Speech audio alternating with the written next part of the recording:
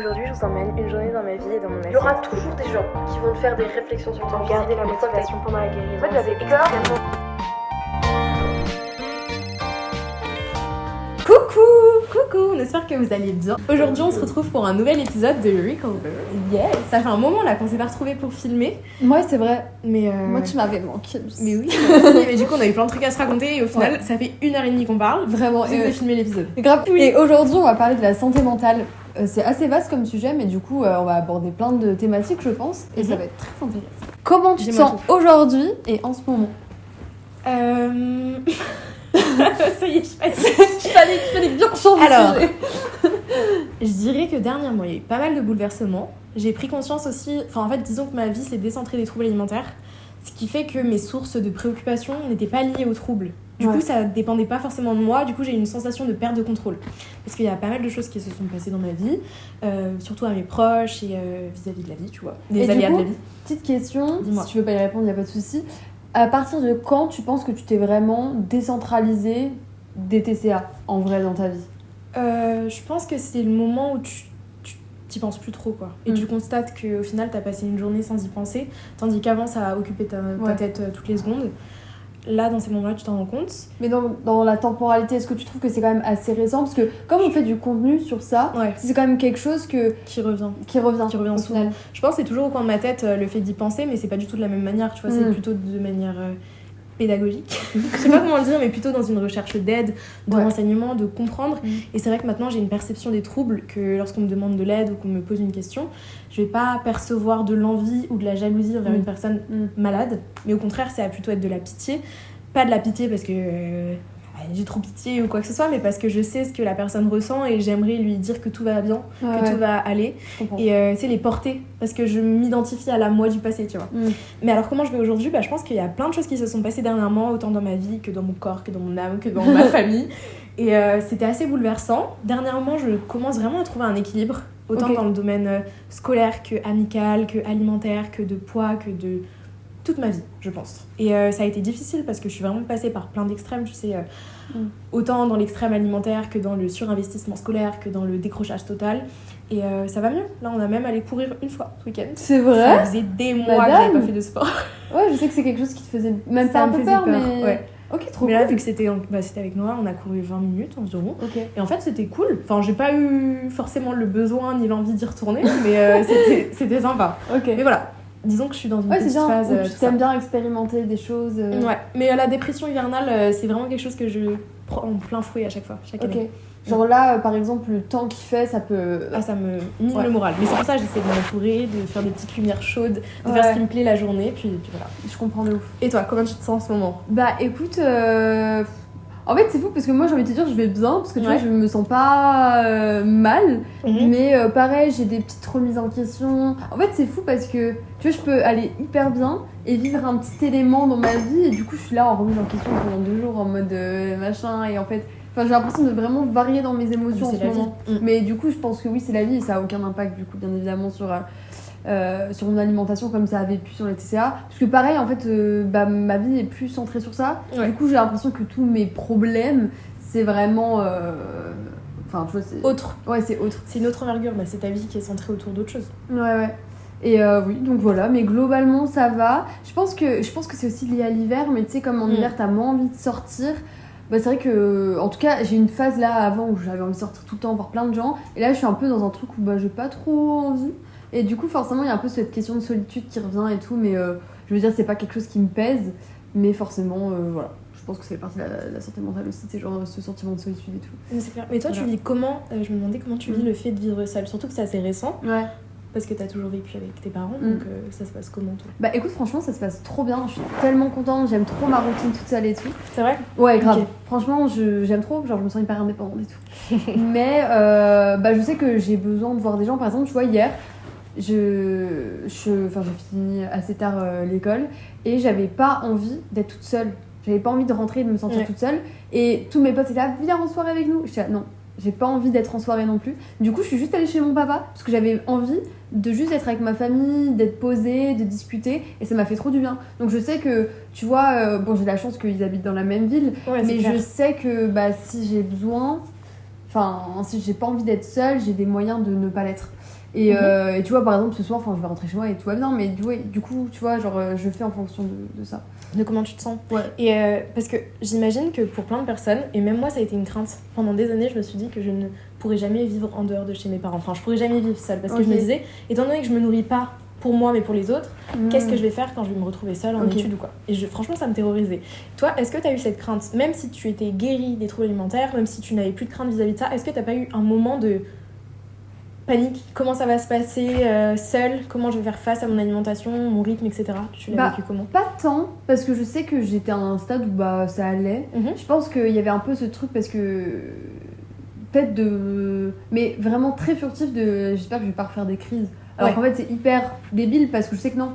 Tu vois, je sais que ça ne reviendra jamais parce que j'ai une bonne alimentation et que mentalement ça va. Ouais. Mais je pense que c'est parce que tu sais, quand moi j'ai commencé à faire de la boulimie, l'hyperphagie, etc., c'est parce que j'étais seule. Parce que ma mère habitait avec moi, mais elle était presque jamais là. D'accord. Du coup, c'est comme si se retrouver seule, c'était le moment où je pouvais. Tu vois. On n'a jamais trop parlé de la boulimie. Enfin, en tout cas, moi, c'est un truc qui m'a vraiment touchée. Je sais pas si on peut en parler un peu plus. Là, je pense que c'est quand même assez important parce que je reçois énormément de sollicitations par rapport à ça. C'est vrai que même moi, j'en ai rarement parlé, tu vois. Je sais pas pourquoi, j'avais comme une sorte de honte. Ouais. Je me suis dit, mais c'est complètement con. Mais je trouve que dans la société et tout, c'est quand même plus facile de parler de l'anorexie. Dis-toi que moi, avant, je disais que je faisais de la boulimie et on me demandait, ah, mais du coup, tu compensais par les vomissements. Et j'étais là, j'avais honte de le dire. Du coup, je disais, non, il y a pas que ça. Si, clairement, c'était les vomissements. Et ça me dégoûtait en fait. J'avais l'impression d'être dégoûtante, d'être dégueulasse. Et du coup, j'en parlais pas. Ok. Et pour autant, j'aurais aimé qu'on m'en parle, qu'on m'explique des choses, autant par les dangers que j'encourais quand je vivais ce genre de choses, que par des explications. En fait, quand tu passes par une phase de restriction extrême, forcément, à un moment, t'as une faim qui devient irrationnelle. Et ce qui est hyper difficile, c'est que quand t'es entouré de personnes, de mangeurs traditionnels, de personnes qui n'ont jamais eu de trouble alimentaire et qui n'ont jamais été privées, et ils se disent, mais juste arrête de manger, c'est bon, on a fini le repas. Non, ça c'est de la gourmandise. Mais quand tu sens au fond de toi que ce n'est pas de la gourmandise, que c'est juste un besoin de purement te remplir, et je rentrais dans une phase de dissociation totale. En fait, on s'en rend pas compte, mais parfois on veut pousser une personne à l'empêcher de faire sa crise, mais parfois la personne n'est plus là, en fait. C'est comme si le trouble avait pris tout le contrôle. Et moi, je me rappelle, je passais dans des étapes où je tremblais carrément, où j'entendais plus rien, où je me disais, limite, je serais dans la rue, je pourrais écraser quelqu'un. Enfin, tu vois, ça rentrait dans un truc de folie, limite. Donc c'était difficile à vivre et voilà. Mais si jamais vous voulez qu'on parle un peu plus de la boulimie, on pourrait répondre à quelques questions, ou même de ce qui est hyperphagie, tout ce qui sort un peu de l'anorexie. Parce que c'est des troubles... faire un podcast entier en fait. Ouais, on s'est carrément éloigné du sujet. Je suis venue sur comment savoir comment vivre seule. Puis peut-être que maintenant t'es dans une vision de prendre soin de toi. Ouais. Donc tu vas pas chercher à te détruire lorsque t'es seule, et au contraire prendre du temps pour toi positivement. De ouf. Ouais. Moi aussi ça a été assez libérateur, le fait de m'éloigner de ma famille, même de ma ville où je m'identifiais purement malade. Ouais. Tu vois, sur Annecy pour moi c'était la moi d'avant. Et du coup c'est vrai que ça a été même difficile à un moment, je ne voulais plus rentrer sur Annecy, je voulais plus voir mes parents, plus ci plus ça, parce que j'avais l'impression d'être une personne malade là-bas. Ouais. Et que tout me rappelait à la maladie, et du coup le fait de sortir d'une ville, de changer complètement mon entourage, mes habitudes, ma vie, tout, et ça m'aidait. Et c'est vrai que moi ça a été assez libérateur de m'éloigner de tout ça, parce que j'ai enfin commencé à manger pour moi et pas pour mes parents. Et c'est cette indépendance là qui a changé ma vie, quoi. Du coup, est-ce que t'es assez partisane du fait de dire que on peut pas guérir dans un endroit qui nous a détruits? Je pense pas forcément, parce que sinon ça voudrait dire de plus côtoyer mes parents, alors que que je les aime de tout mon cœur, surtout que c'est à aucun moment de leur faute. Non, je pense qu'il m'a fallu peut-être un temps, une sorte de parenthèse. Je parle pas du fait de se guérir en hôpital, parce que pour moi ça ne fonctionnait pas du tout, c'était pas du tout ma volonté, je voulais vraiment... voilà. Mais je pense que cette étape j'ai vécu une sorte de one life. C'est hyper bizarre de dire ça, mais la période où j'ai commencé ma faim extrême et tout ça, je suis du coup partie de ma ville et j'ai eu un peu ce besoin de vivre à 100%. C'est comme si je devais rattraper le temps perdu. Du coup, j'ai un peu fait énormément de choses en très peu de temps. Rencontré plein de monde, fait plein d'expériences. Parce que ça m'a aidé à me guérir, et maintenant j'ai plus du tout de soucis. Quoique, j'ai plus trop de soucis à rentrer dans ma vie, ça va. Ok. Moi je sais que tu vois par exemple, comme moi c'était à Lyon que ça arrivait, quand je repasse dans la rue de mon ancien appart où justement j'allais pas bien dans cet appart, je sais que genre ça me fait toujours un petit truc, je suis toujours là en mode C'est drôle de se dire que. Parce qu'il y a plein de choses qu'on associe au final à notre Ouais. passé. Et De ouf. même souvent, enfin, moi m'avait fait la réflexion, à chaque fois qu'on passe dans un endroit ou quoi, j'étais là, ah, c'était là que je marchais tous les jours. Enfin, j'associe Ouais. plein de trucs hyper négativement. Et du coup, j'avais tendance à beaucoup en parler. Après, je me suis dit, mais est-ce que ça me sert vraiment de me rappeler toujours tous ces souvenirs? Ouais. Du coup, maintenant, j'essaie un peu d'oublier. Mais c'est vrai que, mine de rien, autant que certains aliments, je les associe purement à des crises. Hein. Et Ouais. du coup, j'ai du mal à les réintroduire dans mon alimentation. Enfin, il y a plein de trucs comme ça, tu quoi. vois, qui restent. Je pense que moi Toi aussi. aussi, mais il y a certains combos alimentaires Ouais. ou aliments que j'associe purement à des moments de mal-être et du coup j'ai du mal, ou alors je les mange pas purement par plaisir, tu vois, c'est un peu par obligation quand je suis invitée ou des trucs comme ça. Ah, c'est drôle. Ouais, mais tu sais que moi aussi. Parce que c'est les petites séquelles, tu vois, qui Mm. restent. Parce qu'en Ouais. fait, mine de rien, on a beau dire, bien sûr, on peut guérir à 100%, tout ça, je pense même pas que ça fait partie du fait qu'on est encore malade ou quoi que ce soit, c'est vraiment juste, il y a purement Ouais. des choses qui restent et c'est juste normal. Clairement. Parce que après, faut pas non plus rentrer dans une dynamique de je veux guérir parfaitement à 100%, tout oublier, parce que j'ai eu cette phase-là où du coup j'étais limite dans le déni des difficultés que je pouvais rencontrer, ce qui était pas non plus bien. Ouais, grave. Et un jour, je me suis posée, je me suis dit, mais en fait, c'est normal de pas être 100% à l'aise dans mon corps. Mm. Parce que j'avais tellement envie de me persuader que guérir à 100%, c'était du coup s'aimer à 100%, mais en fait non. Et Ouais. du coup, j'étais déçue. D'ailleurs, Je justement, c'était une question qu'on n'aborde pas vraiment, mais le rapport au corps. Toi, si tu veux pas en parler, on peut. Non, c'est on t'inquiète. n'est pas obligé. Mais comment tu te sens dans ton corps actuellement? Comment tu te dirais que ça a évolué par rapport à la maladie? Enfin, bref, tout ça.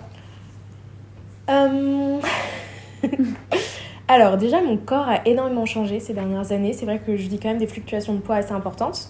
Bah, avant Même de encore parler maintenant troubles, non, plus maintenant, Mm. mais avant de parler troubles et cette année, de par ma stabilisation, j'ai reçu pas mal de messages Ouais. vis-à-vis de ça. Faut qu'on en parle. Ouais. C'est vrai que moi, j'en ai jamais vraiment trop parlé des critiques que j'ai pu recevoir face à mon physique. Mais du coup, l'année dernière, j'ai vécu une phase de faim extrême assez intense. Donc forcément, prise de poids intense, etc. Changement corporel très rapide. Surtout que quand on prend du poids, quand on guérit d'un trouble alimentaire, bien sûr, ça se voit surtout au niveau du ventre et des joues. Donc c'était assez reconnaissable lorsque je prenais des photos et des vidéos. Mais moi, je m'en rendais pas tant compte. Tu vois, j'avais une sorte de dysmorphophobie inversée. Dans le sens où je me voyais un peu plus fine que j'étais. Mais tu vois, ça m'aidait vraiment. Parce qu'au final, je me sentais bien. Ouais. Après, j'ai eu une phase où, du coup, en m'exposant ainsi, parce que moi j'étais à l'aise avec mon physique, j'ai reçu énormément de critiques. On mettait des mèmes dans mes. Enfin, pas des mèmes, mais des sortes de des gifs gifs, ouais. dans mes commentaires de personnes qui se goinfraient ou de Homer Simpson qui mange plein de donuts. On me disait que j'étais passée de underweight à overweight. On me disait que j'étais devenue obèse. Je recevais des messages, même pas forcément mal intentionnés par message, mais qui me disaient mais comment tu fais du coup avec les vergetures vu tout le poids que t'as repris, ou alors oh j'aimerais tellement être grosse comme toi, ou des trucs comme ça. Comment t'as fait pour grossir comme ça, ou comment t'as fait pour avoir des seins, ou plein de trucs comme ça. Et à un moment du coup j'ai eu ce truc d'un coup j'ai eu l'impression de constater le poids que j'avais pris, mais ça m'est venu d'un coup, tu vois. Et Je ça me t'a fait voyais pas sentir mal? Je me suis sentie hyper mal. J'ai commencé à paniquer parce que je me reconnaissais plus. En fait, j'avais l'impression d'être plus moi. Parce que moi, je m'étais associée à quelqu'un de très fin. Et on associe tellement le physique et le poids, parfois dans nos sociétés, à un dynamisme, une personnalité. Je sais pas à toi, mais Oui, je vois ce que tu veux dire. tu vois, les gens ont tendance à associer quelqu'un de surpoids à quelqu'un de flemmard. Ce qui est hyper faux et tellement faux parce qu'en fait une prise de poids elle peut être causée par tellement de choses. J'étais sous ces médicaments qui sont des ouvreurs d'appétit. À côté de ça j'avais commencé la pilule, j'avais fini ma faim extrême, fini ma boulimie, donc forcément j'ai vécu une énorme prise de poids, énorme, c'est relatif, hein, mais en début d'année. Après ça a commencé à se stabiliser et c'est vrai que dernièrement du coup j'ai reçu pas mal de messages s'inquiétant vis-à-vis de mon état ou de mon changement qui a été assez brutal.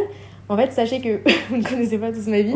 Et il y a énormément de choses qui se sont passées et qui expliquent ce changement physique aussi rapide. C'est pas lié au trouble. Ça a été engendré par plein de facteurs différents. C'est sain. Pas toujours, mais c'est pas lié à moi. Et disons que j'ai vécu déjà un changement de molécules antidépresseurs, un changement de contraception, puis des bouleversements physiques au niveau de ma vie. Donc ce qui fait que j'en suis arrivée là aujourd'hui, mais ça va. Et c'est pour ça qu'il faut pas non plus toujours croire que le physique est lié à un trouble et pas non plus toujours associer un changement corporel à une maladie, parce que c'est parfois lourd de devoir répondre à énormément de messages vis-à-vis de mon corps, tu vois, parce que moi j'essaie juste de l'accepter, quoi. Ouais, voilà. grave. C'était mon petit point de vue sur le corps. Non, mais franchement, c'était hyper intéressant. Et je trouve que c'est fou, tu sais, les libertés et ce que je peux comprendre quand t'es dans la maladie, tu poses des questions, tu poses des questions et tout. C'est vrai qu'il y a des choses qui sont délicates à demander, et des mots à utiliser. Et c'est vrai que recevoir tous ces messages, enfin, t'es là, mais est-ce que vous avez compris ce que c'est les troubles du comportement alimentaire? Parce que pour avoir des propos comme ça, c'est... Ah, mais c'est difficile. Ouais, grave. Parce que du coup, j'ai énormément reçu de critiques quant à mon surpoids. Et ensuite, quand je suis passée dans une phase où mon corps a changé, bah là, c'était plutôt... Et parfois, j'ai l'impression que les gens, du coup, s'inquiétaient, mais alors que j'étais carrément à un poids sain. Tu sais, comme si d'un coup, ça les faisait complexer ou des trucs hyper malsains. Bon, ça, faudrait pas forcément le mettre, mais je trouvais ça hyper glauque, en fait. Comme si les gens se rassuraient en fonction de... Clairement. Elle a pris plus de poids que moi, donc ça va, je fais une bonne guérison. Ah tiens, là, elle me fait complexer. Et du coup, je recevais des messages, tu me fais complexer. Et moi, ça me mettait purement mal à l'aise. Ouais, ou alors des trucs... Enfin, c'est mais quoi ta routine sportive? Sous toutes mes vidéos, je ne fais aucun sport. Ouais. Je pense que Noah peut le témoigner. Est-ce que je fais du sport? Non. Non, voilà, c'est tout. Ouais, et tu vois, il y a pas longtemps, j'ai reçu un message d'une fille qui m'a dit ça me fait du bien de voir ton compte, de voir que, pas comme tous les autres, tu n'es pas devenue grosse, énorme. Et j'étais là, mais... Alors, ça me paraît lunaire comme message. C'est horrible. Parce qu'il y a plusieurs sphères. De un, je Oui. sais pas comment moi je me sens dans mon corps. Et donc, je peux recevoir ce message, je vais me dire, mais qu'est-ce que t'en sais? Et puis, tu vois, c'est les réseaux, donc on montre bien ce qu'on veut aussi. Bien sûr. Et de deux, ça veut dire que faut pas que je grossisse plus. Que si je reprends du poids, parce que je sais pas, je vais fluctuer dans ma vie, tu vois. Bien sûr. Ça veut dire que. Enfin, tu vois ce que je veux dire? Moi, ça veut dire que j'aurais pas fait une bonne guérison. Et en fait, je trouvais ce message, je peux comprendre, mais tu vois, ça rejoint le fait de. Et je sais que c'est la maladie qui parle, mais ça rejoint le truc de. Si on est plus en chair, les gens, ça va les rassurer, et c'est comme ça qu'il faut guérir, ils vont être là, go girl. Par contre, quand t'as un corps, et que tu retournes un corps de santé, et qui peut paraître ou rentrer dans les standards de beauté, parce que j'ai vu des gens guérir, mais qui du coup ont un corps quand même très joli, enfin on est tous très beaux, mais tu vois ce que je veux dire, qui rentrent dans les critères. Les gens ils sont là, c'est pas que c'est pas une bonne guérison, mais comme si c'était mais en fait elle est encore malade, alors que non, c'est juste son corps en bonne santé, tu vois ce que je veux dire? Oui, je suis complètement d'accord avec toi. C'est fou. Et du coup, je me rends compte qu'il y a un petit rapport hyper malsain. Je sais pas toi, mais moi j'ai eu une pression. Vu que j'ai documenté un peu mon parcours de guérison, au stade où j'ai commencé à prendre beaucoup de poids et que je le constatais, j'ai eu une pression d'un coup, je me suis dit, oula, faut quand même que je donne envie aux gens.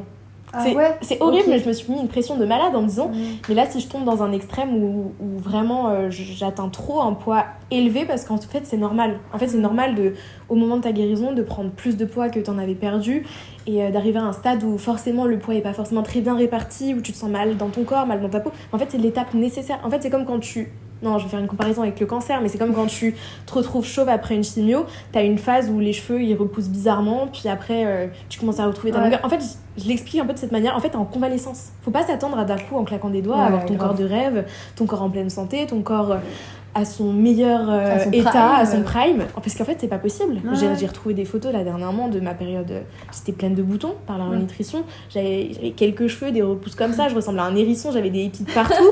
j'avais des grosses joues. J'avais un ventre potelé. J'étais toute gonflée, c'est tout enflé. Et en fait, c'est normal. Et il faut pas se comparer à la version que je suis actuellement, sachant que ça fait 2 ans que je reprends du poids, tu vois. Donc les gens qui me disent j'ai pas ton corps alors que ça fait 2 mois que je suis en guérison, c'est normal. Moi, je suis passée par des phases. Certes, je l'ai pas explosé parce que j'étais hyper complexée.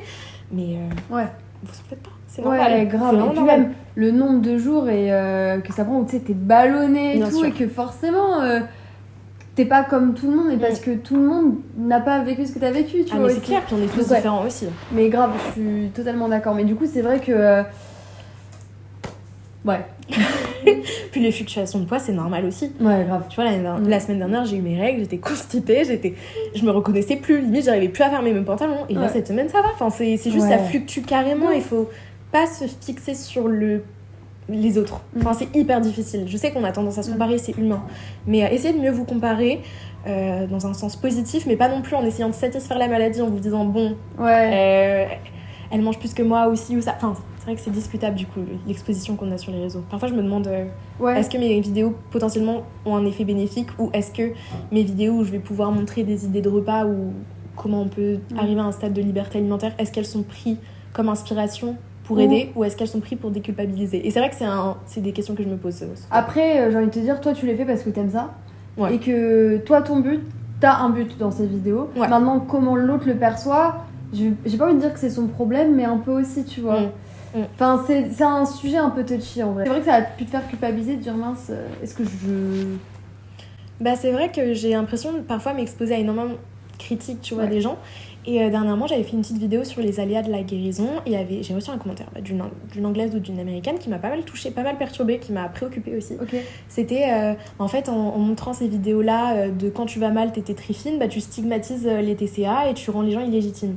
J'ai fait mais quoi ? Enfin, en fait, moi, la période où j'allais mal, j'avais ce corps-là. Donc en fait, quand je parle de cette période, c'était ça. Et donc pourquoi me faire ce genre de réflexion, sachant que je ne fais pas de body checking dans mes vidéos, il n'y a aucune connotation de poids, de physique. Sur les vidéos, on voit que mon visage, je suis complètement habillée. Enfin, tu vois, il n'y a vraiment pas de volonté de nuire ou de me comparer, surtout que j'en ai vraiment rien à faire. Enfin, franchement, je me trouvais immonde, je ressemblais à un lémurien, c'était vraiment affreux. Et parfois, je comprends pas parce que j'ai l'impression qu'il y a une sorte de méchanceté des gens qui veulent à tout prix te faire culpabiliser, de montrer des moments difficiles. Est-ce que c'est genre le truc où tu fais I save you ? Ouais, ok, je capte. Est-ce que toi aussi t'as parfois ce genre de réflexion des gens ou alors qui vont te faire une réflexion sur ton physique où ils vont te sentir pas bien que t'aies une apparence fine? Enfin je sais pas ce que tu veux dire mais on avait même reçu un commentaire sur notre chaîne. Ouais grave, qui disait oui mais enfin bref on va pas revenir dessus mais on avait reçu un commentaire sur la chaîne qui nous comparait un peu physiquement. Ouais grave et c'est pas la place quoi. Mais oui. C'est pas la place et puis bref soit. Mais du coup, je vois ce que tu veux dire. J'ai pas reçu ce genre de commentaires, moi, personnellement. Mais j'ai déjà vu sur les réseaux, justement, des gens en mode... Oui, justement, sur ce son de I Save You, la tendance, de gens qui disaient faudrait arrêter de mettre les corps malades, c'est triggering, c'est machin. Tu vois ce que je veux dire ? Et en fait... Enfin, au-delà du corps, c'est juste ça se voit dans les yeux. Enfin, je veux dire, toi, c'est le moment où t'allais pas bien. Et je pense que t'as... pas de mal à mettre ces photos comme des photos où t'étais dans la boulimie et t'allais pas bien. Ah mais clairement, moi j'ai affiché des vidéos où j'étais comme ça en train de me goinfrer de Nutella et de cookies. Enfin j'ai fait pas mal de vidéos sur plein de sujets, j'ai vraiment aucun tabou. C'est juste vraiment tous les aspects de la maladie et j'ai pas non plus envie de cacher des choses parce que c'était le cas. Enfin bref. Ouais mais c'est vrai que c'est compliqué. Mais c'est hyper difficile parce qu'en fait potentiellement des choses avec lesquelles on se sent à l'aise peuvent trigger des gens mais en fait on peut pas non plus vivre pour... les gens, donc c'est difficile. Mais et bon, aussi, après, c'est risque quand on s'expose. Une question, du coup, ça rejoint un peu la pression et tout. Tu vois, comme on est dans des comptes. Enfin, toi, du coup, il est plus basé sur la guérison. Ouais. Mais elle. Je m'en détourne pas mal. Pas mal. C'est ce qui est bien, c'est cool. Oui, moi, ça me fait du bien. Je l'ai fait délicatement pour pas non plus perturber trop. Je pourrais couper si tu veux, mais oui, je vois. Oui, tu le fais. J'ai fait de manière assez lente et progressive, mais c'est vrai que maintenant, ce qui me fait kiffer, c'est parler de plein de sujets autres que ça. Et je rêve, franchement, moi, je suis quelqu'un qui écoute énormément de podcasts, on en discute souvent, autant sur la sexualité que sur les amitiés, sur le développement personnel. C'est pour ça qu'on essaye de changer un peu. Là, en ce moment, je sais pas si vous avez remarqué, mais on parle d'autres trucs que les TCA. Ouais.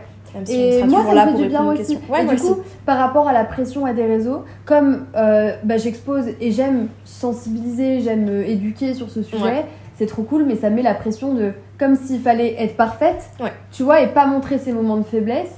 Parce que par exemple, moi par rapport au corps, tu te sens comment toi dans ton corps actuellement? Bah là, si tu me poses la question aujourd'hui, je vais dire je me sens très bien dans mon corps. Ouais. Genre j'aime beaucoup mon corps, je me sens bien, c'est pas une source de préoccupation. Par contre, en fait, moi je sais que ça dépend énormément de comment je me sens mentalement. En fait, parce que moi, mon mécanisme, et encore une fois, je pense que ça va partir avec le temps et tout, mais et avec ma psy aussi, parce qu'on travaille des psys, forcément on essaie d'évoluer. Mais quand je me sens pas bien mentalement, ça va se transposer sur mon corps. Donc, sur ton alimentation ou sur ton corps, en mode ton teint, ton regard, etc. Mon regard sur mon corps. Donc pas sur mon alimentation, tu vois, c'est pas une raison pour me restreindre, pour me goinfrer ou je ne sais quoi, mais c'est plus, je vais me regarder et je peux me dire, là je me trouve grosse. Encore avoir ces pensées. Oui, moi aussi, ça m'arrive. Ouais. Et tu vois, c'est pas... et j'ai pas envie de le partager, qu'on me dise « Ah, mais elle est pas guérie et tout », alors que... Enfin, moi, dans ma tête, je veux dire oui, je suis guérie, ou je n'y pense plus tous les jours, ça n'a pas d'impact sur mon alimentation. C'est juste moi vis-à-vis de moi-même, et genre, c'est juste une critique. Enfin, c'est, comment dire, c'est une pensée qui en transpose une autre. Tu vois, en mode, c'est parce que moi, je me sens, genre, peut-être trop quelque chose dans ma vie, et du coup, ça va aussi se mettre sur mon corps. Moi, je me sens du coup trop grosse. Ou, tu vois, je me sens pas belle ou quoi, et je sais que l'apparence physique, malgré tout, c'est quand même un gros sujet encore chez moi. Et c'est quelque chose où je me dis, mais je peux pas trop en parler sur les réseaux parce que c'est pas. Parce qu'il y a la pression. Les gens associent ça souvent à des signes de rechute, alors qu'en fait c'est purement humain. Grave. Et parfois on a même nous du coup la pression à avoir un meilleur rapport que même les personnes qui n'ont jamais souffert de troubles Ouais, alimentaires. de ouf. En fait, parfois je discute avec des gens qui n'ont jamais eu de troubles alimentaires et ils sont là, mais moi aussi parfois je me trouve grosse, je me trouve énorme, je me dis qu'il faudrait que je fasse un régime ou que je mange trop, mais pour autant ça n'a pas d'impact sur mon alimentation. Et je me fais la réflexion, mais en fait moi c'est pareil. Parfois oui, je trouve que j'ai trop mangé à la fin d'un repas et c'est parfois un peu inconfortable au niveau de la position. Parfois je me penche un peu, je suis là, oh j'ai trop mangé, mais c'est pas grave. Ouais. Et après ça n'influe pas les jours d'après. Si tu devais choisir un mot pour définir ta santé mentale, lequel ce serait? Alors du coup, moi je dirais extrême. Dans le sens où quand je suis heureuse, ça va être vraiment un sentiment d'euphorie, de plénitude totale quoi. Et par contre quand je suis malheureuse, ça va vraiment... Il n'y a pas vraiment d'entre-deux, ça va être vraiment une énorme tristesse, mais pour autant, ça dure jamais trop longtemps. Enfin, j'ai souvent un reboost d'optimisme et d'un coup, c'est bon, je vois la vie complètement différemment. Ce qui fait que c'est aussi une force parce que du coup, quand je vis un moment difficile, j'ai souvent un pic ensuite de positivité. Mais bon, après, c'est toujours un peu fluctuant et c'est ça qui est difficile. Mais bon. Et toi? Alors, moi, je décrirais. Je pense que ça te rejoint, oui et non, parce que c'est pas extrême, mais c'est vraiment fluctuation. Genre, vraiment, j'ai l'impression que un rien me rend heureuse. Genre, c'est-à-dire que je vois un truc dans la rue, je vois, je sais pas, un enfant qui tient la main à sa mère, je vais être là, oh my god, trop cool, et ça va refaire toute ma journée. En fait, il y a vraiment genre, il y a des jours, je peux me réveiller, être là, j'arrive, et puis il y a des jours où, tu vois. Donc, pour moi, c'est vraiment hyper fluctuant. Alors, oui, je suis sur une base où je veux dire, je suis heureuse dans ma vie, tu vois, genre, je vais bien, mais mon humeur en tant que telle, genre, elle est hyper fluctuante, et je pense que c'est humain. Donc, du coup, t'as plein de petits stimuli qui vont, du coup, perturber un peu ton humeur, autant positivement. Est-ce que c'est pas être humain en fin de compte? Et être sensible peut-être. Peut-être. Parce que c'est vrai qu'il y a des gens, ils sont mais je pense beaucoup moins impactés par leur environnement. Et du coup, je pense que ça va plus rejoindre ton côté peut-être extrême, c'est le fait que oui, c'est humain, mais des fois je me dis, je sais pas, ça me crée des petites déconnexions ou alors tu vois, des pensées, je pense que je pense beaucoup. Et enfin, comme tout le monde d'ailleurs, je me sens pas, j'aime pas cette phrase de oui, moi je suis une personne qui pense beaucoup, enfin qui ne pense pas, tu vois. Tout le monde pense, enfin mais vraiment. Mais ouais, grave, donc genre j'aime pas cette phrase de gens, ouais, mais moi je suis une personne, je pense beaucoup. Oh, ça m'énerve. Mais en même temps, c'est un fait, genre oui, ça n'arrête pas, et comme tout le monde, mais voilà. Ça dépend à quoi tu penses en fait. On pense tous beaucoup, mais est-ce que tu penses à des choses positives, négatives? Est-ce que tu te fais des spéculations sur des choses? Est-ce que tu surinterprètes des choses qui au final te font souffrir? C'est ça la différence. C'est beaucoup de remise en question, de stimulation, je sais pas comment expliquer, genre je pars dans tous les sens. Oui. Je pars dans tous les sens. Oui, c'est vrai que je le ressens aussi. Souvent, ce qui est difficile, c'est que tout dépend vraiment de mon entourage. C'est-à-dire que parfois, je vais surinterpréter énormément de choses. Que ce soit un regard, un visage, un ton, une expression de la part de mes proches. Je vais vite me remettre en question, je vais vite paniquer et surinterpréter des choses qui au final sont normales. Enfin, quand quelqu'un est fatigué, il va te répondre avec beaucoup moins d'entrain et moi, je vais être là tout de suite. Ok, qu'est-ce qui se passe? Et du coup ça me met une pression et j'ai dû travailler sur moi vis-à-vis de ça parce que sinon en fait je me montais la tête et j'en souffrais la première, enfin c'était moi la première. Et encore ça reste des fois?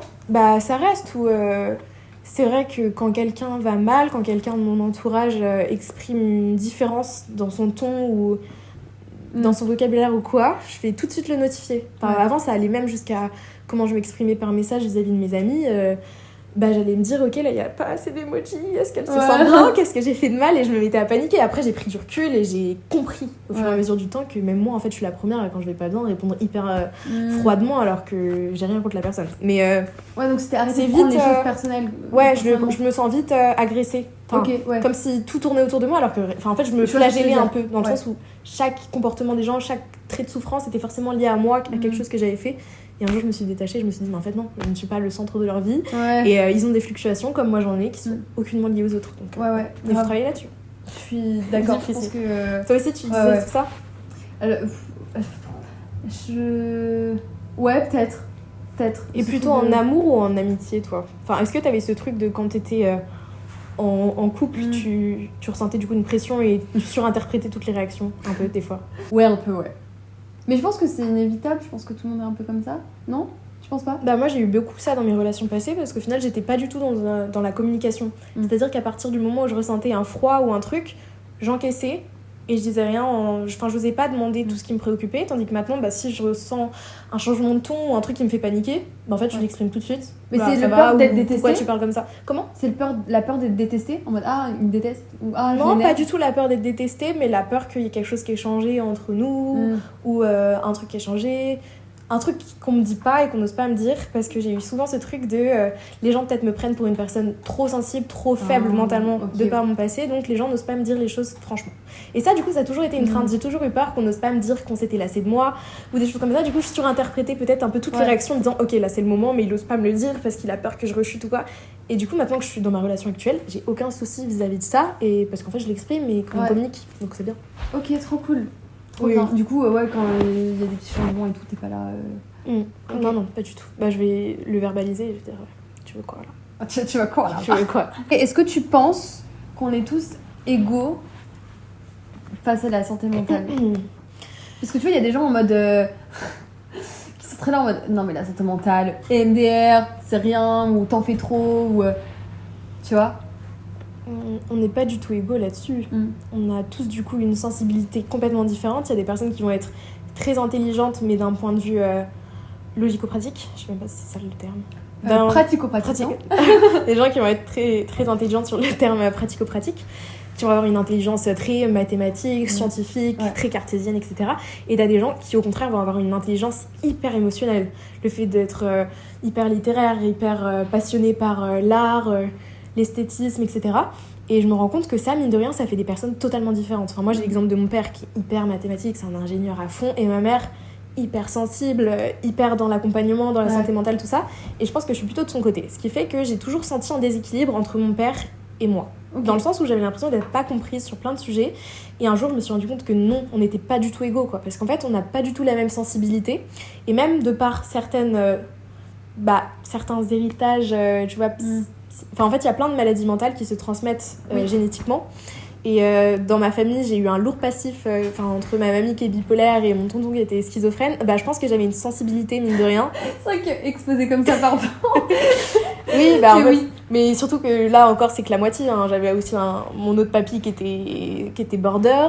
Puis ils se sont tous tirés une balle. Enfin, c'est vraiment pas... Enfin, je suis partie avec un lourd package émotionnel, tu vois. Je pense que je me suis un peu tout pris dans la gueule. Mais tant mieux, tu vois. Ça a épargné mon frère et ma sœur. C'est moi qui ai tout pris. Mais du coup, je pense que j'étais pas égale, tu vois. J'avais un héritage qui fait que peut-être dans les gènes, c'était obligé que je vive un truc comme ça. Mais voilà, c'est mon point de vue là-dessus. Et toi, t'en penses quoi? Alors, je suis un peu d'accord. Je pense qu'il y a des gens qui comprendront vraiment jamais parce que ils ont pas cette même sensibilité. Mais en même temps, dans un sens, je me dis, c'est fou parce que, encore une fois, moi, quand j'avais 16 ans, enfin avant 16 ans, je sais que je réfléchissais pas mal, que j'étais sensible et tout. Mais quand j'ai été touchée par les troubles, quand j'ai guéri, justement, j'ai eu un peu cette pression moi, vis-à-vis de mes amis de me dire putain, mais j'ai grave changé. Je suis une personne hyper sensible comparée à avant. Genre beaucoup plus fragile. Peut-être, j'estime pas être fragile, mais tu vois, c'est une fragilité, sensibilité plutôt.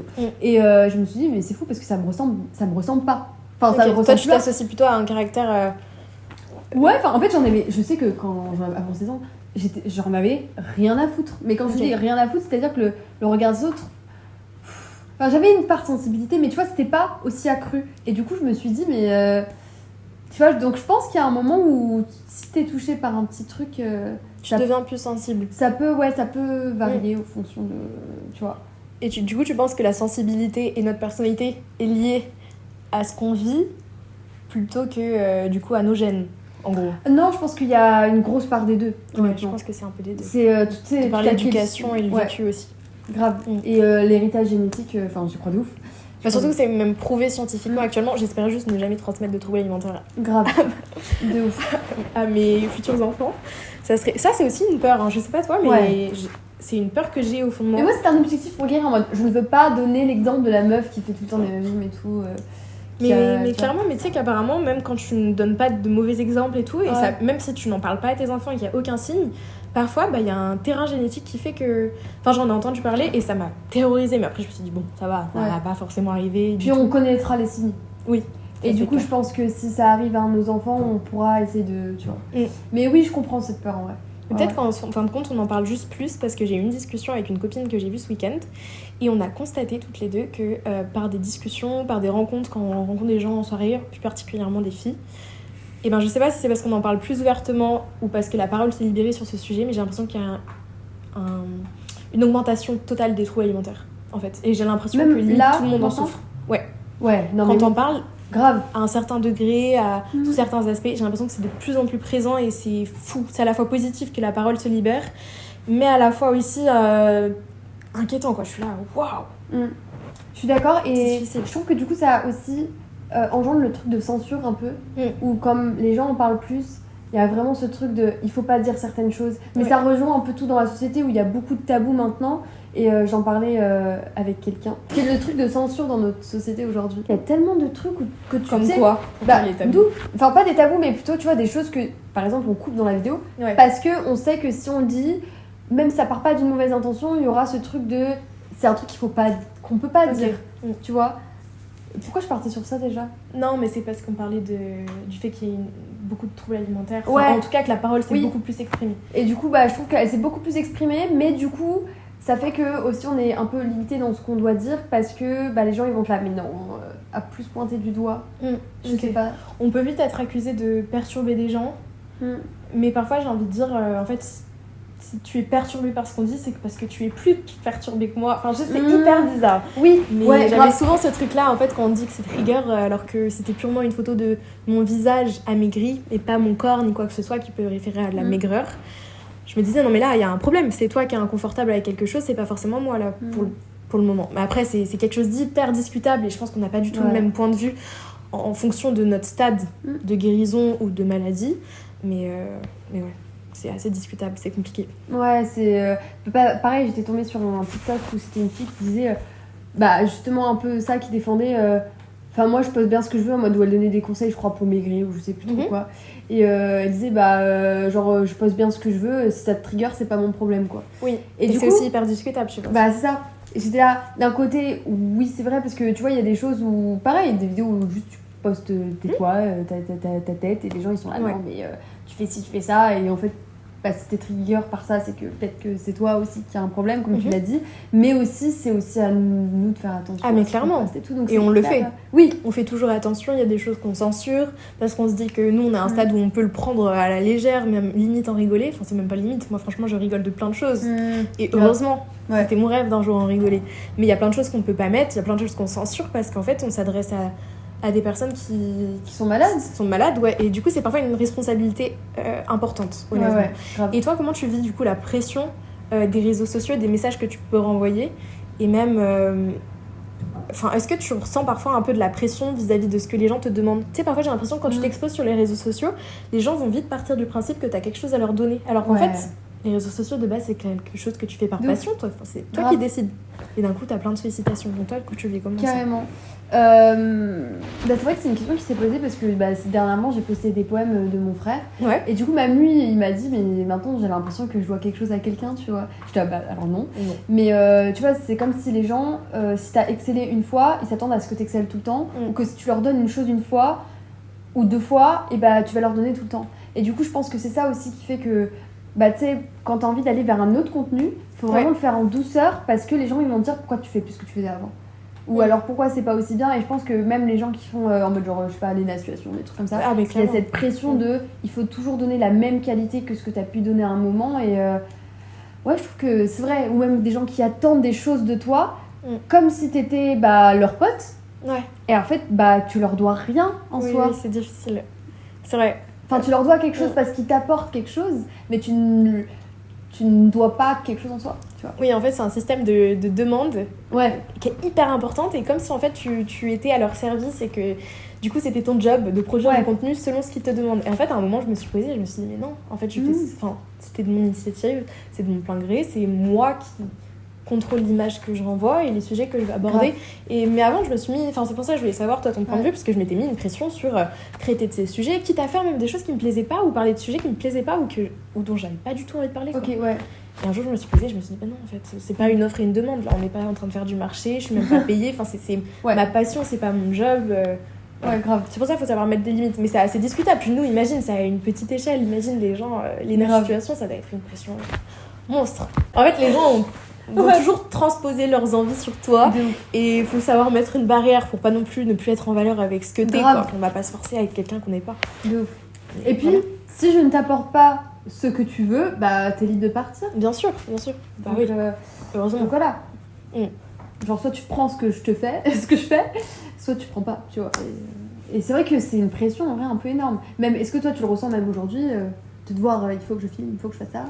Non, pas tant. Non, Ok. franchement, là, tu vois, la semaine dernière, j'avais franchement pas envie. J'ai fait plein de choses, puis j'étais Est-ce que t'as préoccupée des par plein gens d'autres choses. qui te le reprochent? Souvent, je reçois des messages, comment ça va. Enfin, c'est plutôt des messages hyper bienveillants de personnes qui s'inquiètent en voyant Ah, c'est aucune chou. nouvelle ou quoi. Donc, Ouais. je trouve ça tellement touchant et je me sens tellement parfois aussi illégitime de recevoir cette Ah ouais attention parce Ok. que je suis là. Mais c'est trop chou, c'est trop gentil et c'est incroyable. Du coup, je le vis pas négativement. J'arrive vraiment à faire des pauses. Hein. Franchement, la plupart du temps, tous les week-ends, je coupe les réseaux. Enfin, ça peut donner l'impression que je suis extrêmement souvent sur les réseaux sociaux, alors que pas du tout. Enfin, parfois, je suis pas du tout sur Insta. Je peux ne pas l'ouvrir du tout. Ah ouais. C'est cool. Je suis plus sur TikTok. Non, mais Parce que ça me fait addictif. beaucoup rire, quoi. C'est Ouais. très addictif. Mais c'est traître. Hein. Ah ouais. Mais après, je me dédouane. Je me dis que c'est les psychologues qui ont formé les algorithmes. Et que du coup, c'est pas de ma faute. En fait, c'est juste. Ah ouais. Ah bah oui, c'est vrai. Bah oui. Ouais, grave. C'est purement créé pour qu'on soit addict. Donc, Ouais. je me dédouane de tout ça. C'est pas de ma faute. Ouais, c'est pas ta faute. T'inquiète. C'est pas une question de volonté d'arrêter les réseaux sociaux. Non.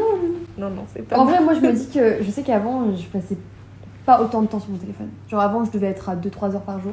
Ouais, toi, c'est quoi de... Bah, c'est intéressant, tu vois. C'est quoi ton rapport J'ai avec trop- ton tu sais que j'ai téléphone? honte. J'ai Dis-moi. honte de me dire que je suis à genre 4-5 heures. Ça va, mes meufs. va. Après, il y a des jours où c'est plus, tu vois, mais que la moyenne soit 4-5 heures. Par jour, ouais. Ouais. Purement téléphone ou téléphone plus ordi? Ah non, que téléphone. Bon, bah, du coup, si 5 heures ça te dérange, je vais pas dire le mien. C'est quoi? Alors, moi, j'ai vécu des choses. Enfin, un rapport aux écrans complètement différent. Dans Ok. ma phase d'anorexie et de troubles alimentaires avec cette volonté d'être parfaite, c'était vraiment sur tous les points. Donc, pour moi, quelqu'un de parfait, c'était quelqu'un qui n'était pas sur son téléphone. Ce qui Ouais. fait que parfois, j'avais des temps d'écran de 1 minute en une semaine. Genre, je n'allumais pas mon téléphone de la semaine. Ah ouais. Et pourtant, j'étais au lycée. Ok, Faut- ouais. C'est pas quelque chose de commun. Après, je suis rentrée dans une phase où en hospitalisation, c'était mon seul refuge. C'était mon. Je Ouais. vivais clairement par transmission et parce que je me faisais purement, extrêmement chier. Quoi. Et c'est un peu resté. C'est vrai qu'après, en faisant le CNED, on a cette tendance à du coup être beaucoup sur son téléphone parce que forcément, bah, c'est mon seul moyen un peu de communication avec le monde extérieur. C'est aussi un moyen de divertissement quand on est seul la journée ou qu'on fait une petite pause entre deux cours. Donc c'est vrai que j'ai constaté aussi que ça devient un peu inconfortable quand j'ai constaté que j'y passais. Mon temps d'écran est parfois extrêmement élevé, mais c'est entre 7 et 8 heures, tu vois, parfois par jour. Mais après, je me rassure en me disant que je suis jamais purement sur mon téléphone en train de scroller. À chaque fois, c'est pour écouter des podcasts qui me passionnent. Enfin, franchement, Oui, il y a de ça aussi, Ouais. c'est vrai, ouais. je le La fais de manière musique. intelligente. Ouais, voilà. On est fan de podcasts. Enfin, moi, en tout cas, oui. Ouais, grave. Puis Et, même, tu réponds à des petits messages, ça prend longtemps. C'est ça, ouais. Mais Ben Never, j'adore. Ouais, grave. Enfin, rien qu'encore ce matin, j'ai eu ma psy, tu vois, pendant 1h30. Ça prend déjà du temps d'écran. Ensuite, j'ai eu ma Oui. maman au téléphone pendant 1 heure aussi. Voilà, Ouais. disons que Tout fait- j'utilise tout d'une fait par manière. ordi maintenant. Moi, mais je vois c'est bien, clair. tu vois, pour organiser mon voyage en Écosse, enfin, je passe grave du temps sur mon ordi. Bien sûr. Quand je dois faire mes trucs pour mes assos, c'est sur Canva, faire les PowerPoint, en fait, enfin... Bon, après, là, Ça je fait parle partie de notre l'ordi. quotidien. Ouais, grave. Carrément. Voilà. Mais c'est quelque chose, en vrai, que j'aimerais un peu diminuer, en vrai. Ouais. Genre, je le Je suis sens d'accord. pas sur ma santé mentale, justement. Et tu le sens sur ta concentration, toi? Ouais. Ah ouais? Et en fait, À quel stade? Je me rends compte que j'ai du mal à me poser Mhm. et pas partir dans tous les sens. Et je sais pas si c'est une question de personnalité ou ce truc de il faut que je sois rapide. Je sais que quand j'étais petite, j'étais déjà dans cette rapidité. Genre, je prends pas le temps de. J'aime bien courir partout, j'adore, tu vois. Mais je pense que c'est encore plus accentué par les réseaux. Et je me rends compte que les moments où je me sens le plus apaisée et tout, c'est pas après avoir scrollé, c'est après avoir lu et après avoir créé, tu vois. D'accord. Et donc. Enfin, t'as de la chance parce que moi j'ai vraiment du mal à relire. Avant, j'étais une personne qui lisait entre 2 à 3 romans par semaine, même en période Ok. de cours ou d'examen ou quoi que ce soit. C'était permanent. La lecture, ça Tu faisait partie lisais de quoi moi. J'étais limite une boulimique des livres. Tout. Ok. De la poésie, de la fiction, j'adore les trucs policiers. Franchement, j'adore. Ok. Je lisais tout. J'ai vraiment lu toute la bibliothèque de chez moi qui est vraiment énorme. Et c'était limite une addiction. Et parfois, je me suis même dit, est-ce que ce serait pas un peu trop extrême? Est-ce que ça serait pas du coup dicté encore par cette volonté d'être parfaite selon les critères de la société? Tu vois, Ok. parce que je lisais, mais limite, j'avais lu tellement de livres que le premier livre de la semaine que j'avais lu, je m'en rappelais plus à la fin de la semaine. Ah ouais, ok. En fait, c'était en permanence comme une addiction. Et aussi un truc pour du divertissement, Clairement. changer les Puis idées. parfois, je me disais, est-ce que c'est pas purement pour essayer d'oublier ma faim aussi? Ouais, ok. M'isoler, etc. Et après, en allant mieux, et lorsque j'ai commencé à être pas mal sur les réseaux sociaux et à pas mal scroller, je me suis rendu compte que je n'arrivais plus à lire. J'avais Ok. plus cette envie de poser mon téléphone pour lire parce que ça me stimulait pas assez rapidement. Et j'ai même eu cette difficulté vis-à-vis des films. Ok. Avant de rencontrer mon copain, je ne pouvais plus regarder de films sans avoir mon téléphone et scroller en même temps. C'est vrai que c'est dur. Hein. Et j'ai constaté que c'était hyper difficile. Maintenant, il peut témoigner, mais j'arrive vraiment à regarder un film, même une série, j'arrive à le refaire sans toucher à mon téléphone. C'est cool. Mais c'est un truc de malade. Enfin, quand on en arrive au stade où on a 3 écrans devant nous, limite, t'as la télé, l'ordi pour faire du montage et scroller en même temps sur TikTok. Je me suis dit, mais quoi ? Ouais. Qu'est-ce qui m'arrive ? Non, ouais, grave. Je suis d'accord. Donc ouais, c'est fou. Et en même temps, je me dis, bah, c'est notre outil de travail aussi, tu vois. Oui, bien sûr. Donc moi, souvent, je me dis, oui, non, mais je vais sur TikTok, ça va me donner des inspirations. Puis après, tu te perds. Voilà quoi, ouais. Mais après, pourquoi pas se lancer un challenge ? On pourrait même en faire une vidéo. On Ouais. teste. J'ai vu Léna Situation a fait un Mais mois tu sais que sans écran. C'est Ça m'a donné vraiment, envie. tu sais que vraiment son truc de genre racheter un nouveau téléphone et tout, c'est vraiment une idée de vidéo et même de choses que je veux faire dans ma vie, punaise, depuis longtemps et que je fais pas Un parce petit téléphone à clapper. Ouais. Si tu veux, j'en ai chez moi. Mon papa, il en a plein. C'est vrai. On fait, teste une on fait semaine. grave. Mais moi, je me sens pas prête à sauter le pas. Ah ouais. Ouais. Non mais Ouais. pareil, même moi, genre quand je dois parler de mes travaux de groupe et tout, c'est tout con, mais j'ai besoin de ça, tu vois. Donc ouais, non, c'est vrai, même moi en vrai. C'est un outil pour moi un peu de divers. Ça m'apaise. Ça m'aide aussi parfois à faire passer le temps. Enfin, c'est pas forcément négatif. Ouais. Puis après, ça dépend de comment on s'informe sur les réseaux sociaux. Après, je sais que quand on est dans une phase de trouble alimentaire et que je pense que du coup votre algorithme est rempli de trucs extrêmement trigger ou encourageant la perte de poids ou très nocifs, et ça c'est purement négatif. Et parfois je me dis il faudrait même peut-être faire une pause des réseaux sociaux, ou du moins censurer plein de choses ou mieux encadrer, parce que ça fait tellement replonger certaines personnes grave l'influence des réseaux. Je suis grave d'accord. Est-ce qu'on s'arrête sur cette belle note? On s'arrête sur cette bonne note, ça me on aimerait bien faire des petits challenges en mode qui de nous deux, si ça vous intéresse, n'hésitez pas à trop cool. nous demander dans les commentaires qui Ou de même nous des deux tu et- préfères, qui de nous deux. Ouais. Cool. Et aussi on avait pensé à faire des choses plus où on teste des petits trucs à Lyon. Il y a plein d'adresses que j'ai envie de tester et ça pourrait être très sympa de faire ça. Du coup c'est la fin de ce petit podcast. On a grave hâte de voir vos retours. Et on lit tous les commentaires. On vous fait des bisous. Bisous.